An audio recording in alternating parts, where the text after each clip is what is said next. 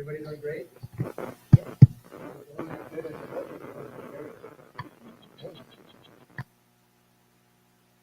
very, very thankful for you guys. You have been a very good example. I really appreciate that. I had mentioned it this morning, and I'll mention it again. It's not everywhere you go that people are like this. Sometimes crowd, even though you may keep the same number, but it may change 3 times on you. You don't know which three was there every day. So I'm thankful that you guys were here every single night. And it's not because there are not other things that we can do. It's not because there are no excuses that can come up, right? There are plenty of excuses out there, but you stuck it up and come every day. And thank you so much. It's a blessing. All right. So you know what time it is, huh? Question and answer. I want to hear from you.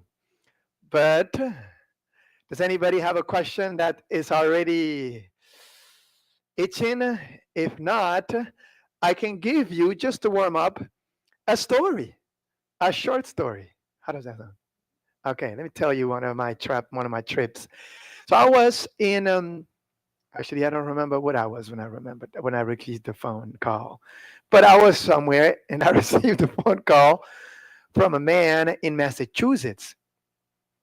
He was a bus driver, and his name is Leo, and a very nice man, Adventist guy.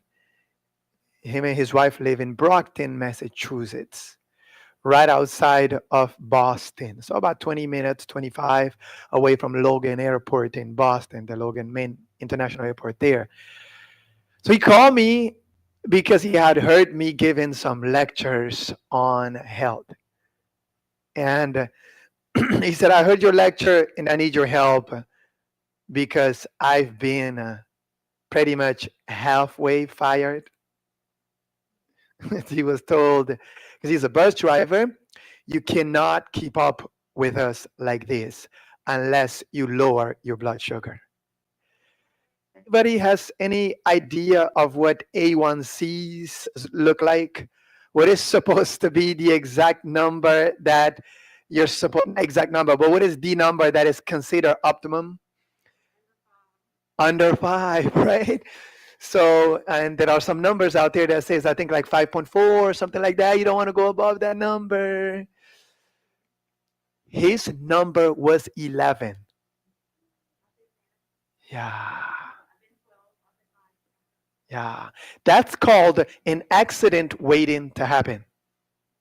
And for him on the road is even more accident waiting to happen because you could go into what they call a diabetic coma.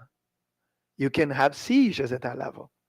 So he called me and they had given this guy 3 months at home. Go and lower your sugar. Unless you lower it in these 3 months, then don't come back.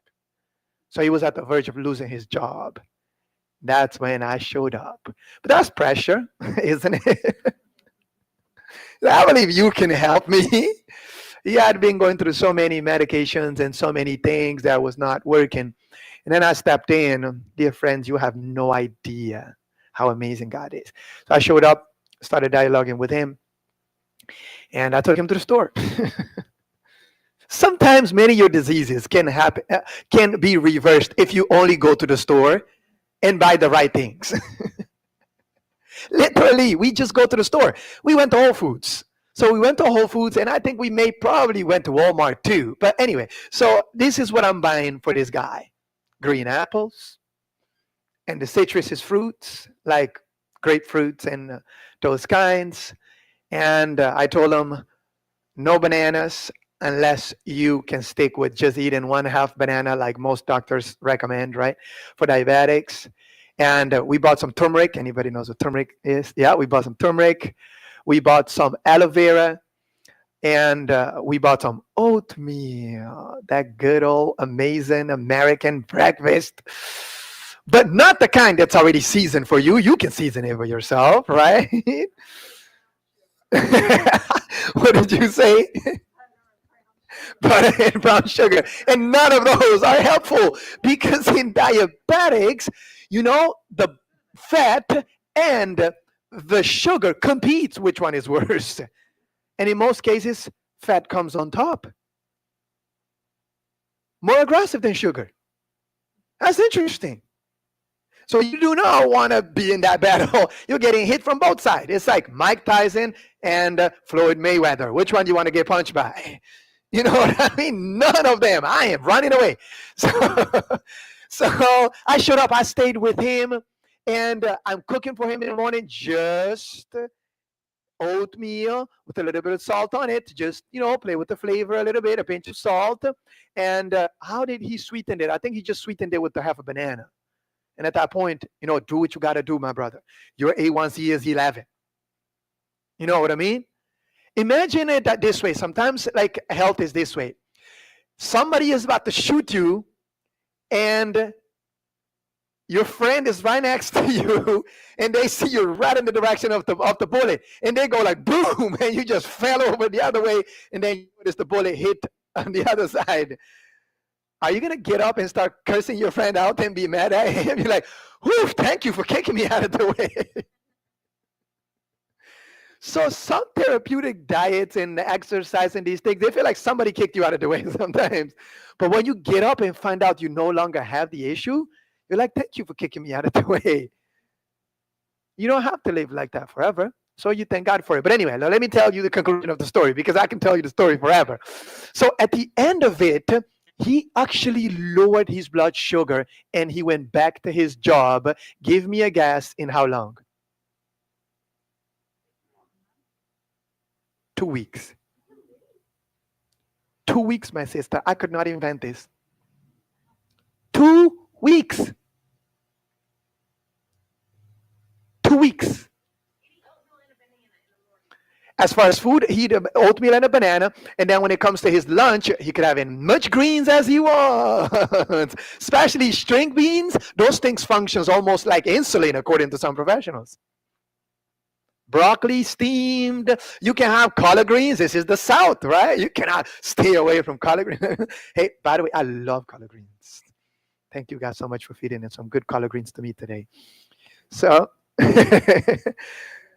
thank you so much. It was great. So sometimes this is what I do. I steam those things. Normally kale, though, because California, I don't know why they don't believe in collard greens. I can't find collard greens anywhere. So I just buy kales. I steam them. A little bit of olive oil, a little bit of lemon juice, a little bit of salt. That's it for me. I'm just feasting on those things as if I'm eating the best thing in the world, because it is. So, but anyway, so it's things like that, but just healthy stuff that you can think of. What I did with this diet in general, I switched from anything refined to everything whole foods. If it's pasta and it's refined, let's go with whole grain pasta. If it's rice and it's refined, let's go with the whole grain rice. In other words, the brown rice or the black rice or any whole grain rice. And by the way, this name brown has become whole, but it's not always accurate. Because black rice is whole, but it's not brown. So, so the idea is really whole with the fiber on it, because for diabetics, fiber is everything. Turmeric, aloe vera, and something called bitter melon. Have you guys heard of bitter melon? Yes. It's awful in the taste, but great in your health. Bitter melon.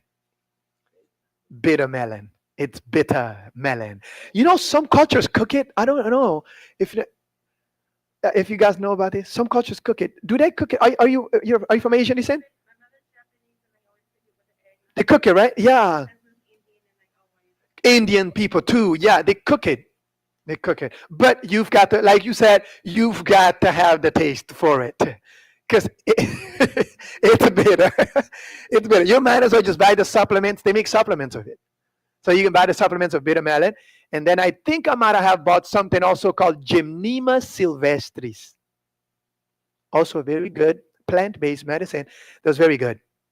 So he would take these things. Every single morning, we would get up early, and I would go to the park with him. We would walk an entire mile, brisk walk. Some people go to the park, and they're like, it's Sunday. That's good for fresh air, but not for exercise. For exercise, you want to do one of these, at least these. But if you can do a little more, maybe like, it become very much better. But anyway, so in the end of 2 weeks, he was able to return to his job and he was able to control his blood sugar. I said, praise God. Another thing I did with him every day, stress does not help diabetics. So every morning we had devotion together and we addressed any possible issues that he could have had, maybe among his family, maybe with friends, maybe with God. All those things are affecting us. So always have some sweet devotions where you can see the love of God in the Bible every morning. Make that your priority. Yeah, nothing better than your devotions. There is one psychiatrist who said, if these people could believe that their sins are forgiven in a psych world, in a psych hospital, 75% of them will go home. Can you believe that? That's crazy. And it's true. And it's no pun intended. I didn't think about it. So, but anyway, but you get what I'm saying. It's like I used to translate in a psych hospital, and it's challenging. I used to do translation from English to Spanish, English to Portuguese, the good old days. And then they had to let me go because I don't have the whole license. I don't know how I got in there. Only the Lord. So anyway, so that's one story. I guess that is a good icebreaker and warm up story because I have a bunch of them. When I start, it's dangerous. You guys actually have not been victims of my stories. Yeah, sometimes I can start with them and people be like, this guy is only in his 30s, but he sounds like a grandpa. I traveled for a period of 10 years doing these things. So